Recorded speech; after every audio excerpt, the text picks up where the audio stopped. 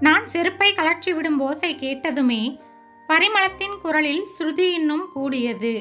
அவளின் ஒவ்வொரு வார்த்தையும் கன்றிப்போன என் இதயத்தில் ஊசியாக பாய்ந்து போராட்டமே நடத்தி கொண்டிருந்தது. இடையில் இருந்த எனக்கே இத்தனை வேதனை என்றால் பரிமளத்திற்கு இலக்காகி போன என் அப்பாவின் நிலையை அறிய அவரை நோக்கினேன். கயிற்று கட்டிலில் மல்லாந்து படுத்தபடி சிலந்தி வலையில் சிக்கித் தவிக்கும் ஈயை சலனமற்று பார்த்து கொண்டிருந்தார். பரிமளத்தின் சொல்லம்புகள் காதில் விழுந்ததற்கான அறிகுறியே அவரிடத்தில் இல்லை. இவளின் அர்ச்சனைகளை தினம் தினம் கேட்டு தன்மான உணர்வுகள் சுத்தமாய் அற்றுப்போய் ஒரு ஞானியாய் மாறிவிட்டிருந்தார். இருந்தாலும் இதயத்தில் வலி உண்டாக்கும் இவளின் வசைப்பாடுகளை என்னால் தாங்க முடியவில்லை. அதற்காக அவசரப்பட்டு எந்த நடவடிக்கையும் எடுக்க முடியாமல் என்னுடைய கைகளை நானே கட்டி போட்டு கொண்டிருக்கிறேன். ஒருமுறை இப்படித்தான் அவள் தொடுத்த வார்த்தை கணைகளை தாங்க முடியாமல் ஆத்திரத்தில் அடித்து விட்டேன். அதற்காக இவள் நடத்திய ஒத்துழையாமை இயக்கத்தை எதிர்த்து என்னால் ஒன்றுமே செய்ய முடியவில்லை. 3 நாட்களாக அடுப்பு புகையாமல் போக நான் கேரியரை தூக்கி கொண்டு ஹோட்டலுக்கு நடக்க, குழந்தைகளின் படிப்பு, என்னுடைய அலுவலக வேலைகள் அனைத்தும் ஸ்தம்பித்து போயின. குறிப்பாக என் அப்பாவுக்கு வெந்நீர் வைத்து கொடுக்க கூட முடியாமல் தவியாய் தவித்து போனேன். இறுதியில் இல்லற இன்பத்தை துறக்க முடியாமல் நான் சரணடைந்த பிறகுதான் மீண்டும் பரிமளத்தின் ஆட்சி பரிணமித்தது. மறுபடியும் அப்படி ஒரு காட்சியை கற்பனை செய்து பார்க்கவும் மனமில்லாமல் தான் வாயடைத்து போயிருக்கிறேன். எங்கிருந்தோ வந்த இவளுக்கு என் அப்பாவை பற்றி என்ன தெரியும்? நாஞ்சான்களும் குஞ்சான்களுமாய் 4 குழந்தைகளை எப்படியும் இவர் ஆளாக்கி விடுவார் என்கிற நம்பிக்கையில் என் அம்மா நிம்மதியாக கண்ணை மூடிவிட, அதை பொய்யாக்காமல் தன் சுகதுக்கங்களை மறந்து எங்களை ஆளாக்கிய விதம் இவளுக்கு தெரியாது. குளுமை வந்து தாக்கி எனக்கு இழுப்பு வந்த போதெல்லாம் இரவு பகல் பாராமல் தோளில் தூக்கி போட்டுக்கொண்டு ஆஸ்பத்திரிக்கு நடந்தது இவளுக்கு தெரிந்திருக்க முடியாது. தேர்வுக்கு நான் படித்த போது என்னுடன் என் அப்பாவும் கண் விழித்து டீ போட்டு தந்து ஒரு தாயைப் போல பணிவிடை செய்ததும் இவளுக்கு தெரிய வாய்ப்பில்லை. இவையெல்லாம் தெரிந்திருக்க நியாயமில்லைதான். ஆனாலும் இவள் அனுபவிக்கும் என் உடம்பின் ஒவ்வொரு அணுவின் வர்க்க மூலமும் என் அப்பாதான் என்கிற அடிப்படை உண்மையை உணராமல் போனது ஏன்? இவள்தான் என் மருமகள் என்று அச்சதை போட்டு வாழ்த்தியதை அறியாமல் போனது எப்படி? தூண்கள் சாய்ந்து போனால் தரைக்கு பாரமாகி போகுமா? என் அப்பாவின் நிலையை நினைக்க நினைக்க வேதனையாக இருந்தது. கடைக்குட்டி பிள்ளையான என் மீது அவருக்கு இருந்த பரிவும் பாசமும் தான் இதையெல்லாம் தாங்கிக் கொள்ள செய்திருக்கிறது. என் கையால் அள்ளி போட போகும் ஒரு பிடி மண் மீது கொண்ட ஆசையால் தான் இதையெல்லாம் பொறுத்து கொண்டு இந்த கயிற்று கட்டிலில் சுருண்டு கிடக்கிறார் என்பதை நினைக்கையில் என் நெஞ்சம் விம்மியது. மாத்ரு கபேயிலிருந்து வாங்கி வந்த அப்பாவுக்கு பிடித்தமான ரவா இட்லி பார்சல் இன்னும் என் கையிலேயே இருந்தது. அதை கட்டிலுக்கு அருகில் இருந்த ஸ்டூல் மீது வைத்தேன். சட்டையை கழற்றி ஹேங்கரில் மாட்டிவிட்டு சோப்பையும் டவலையும் எடுத்துக்கொண்டு கொல்லைப்புறத்திற்கு புறப்பட்டேன். நான் ஒருத்தி இந்த வீட்டில் கழுதையா கத்திக்கிட்டு இருக்கேன், நீங்க பாட்டுக்கு உங்க வேலையை பார்த்துக்கிட்டு இருக்கீங்க என்று பரிமளம் என்னிடமும் மோத ஆரம்பித்தாள். அவள் சொன்னது முற்றிலும் உண்மை என்பதால் மறுத்து பேச மனம் வராமல் என் வேலையை கவனிக்க ஆரம்பித்தேன். அவள் விடுவதாக இல்லை. அவளும் கிணற்றடிக்கே வந்து விட்டாள். இன்னைக்கு 2ல் 1 முடிவு தெரிஞ்சாகணும். உங்க அப்பாவுக்கு நீங்க ஒருத்தர் தான் பிள்ளையா? இன்னும் 3 பேர் இல்லை? அவங்க கிட்ட போய் இருந்துக்கட்டுமே.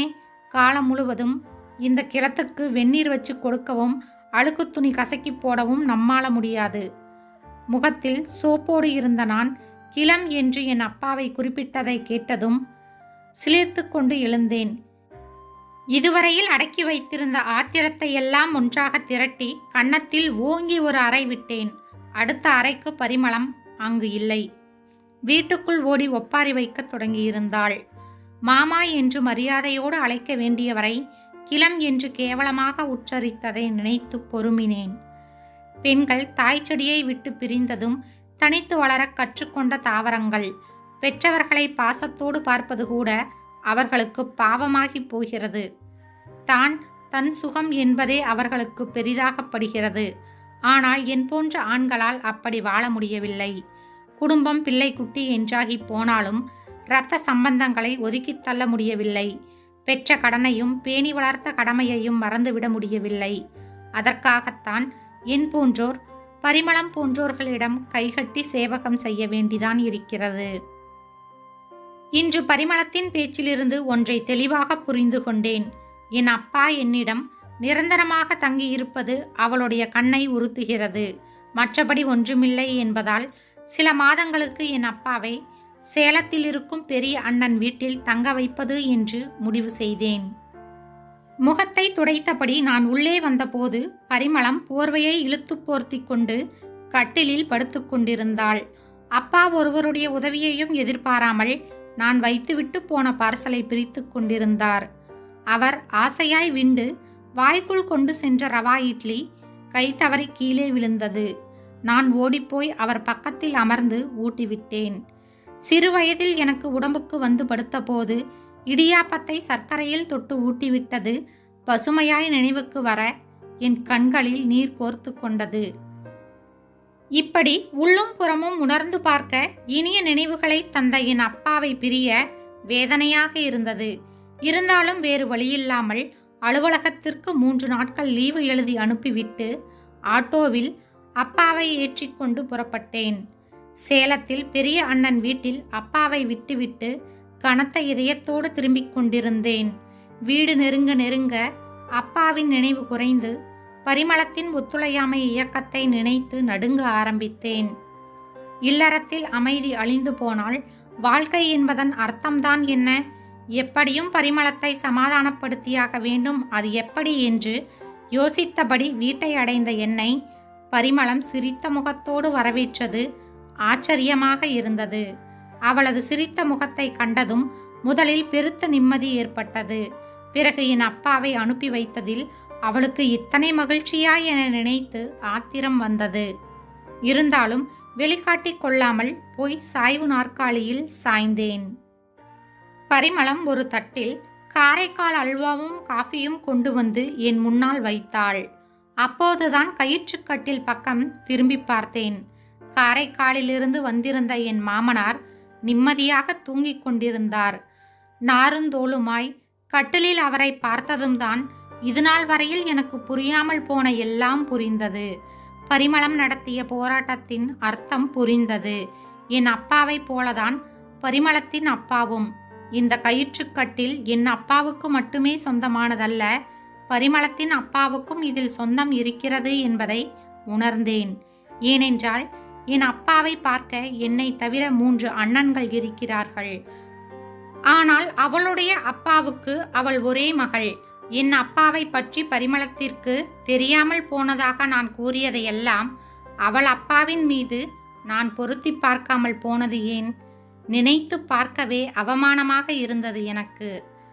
பெண்கள் தாய் செடியை மறந்தவர்கள் அல்லர். வெளியில் சொல்ல முடியாமல் தூர இருந்தே தாய் செடிக்காக ஏங்குபவர்கள் என்பதை பரிமளம் எனக்கு நன்றாக உணர்த்திவிட்டாள். இந்த கதை உங்களுக்கு பிடிச்சிருந்தா மறக்காம லைக் அண்ட் சப்ஸ்கிரைப் செய்யவும். நன்றி.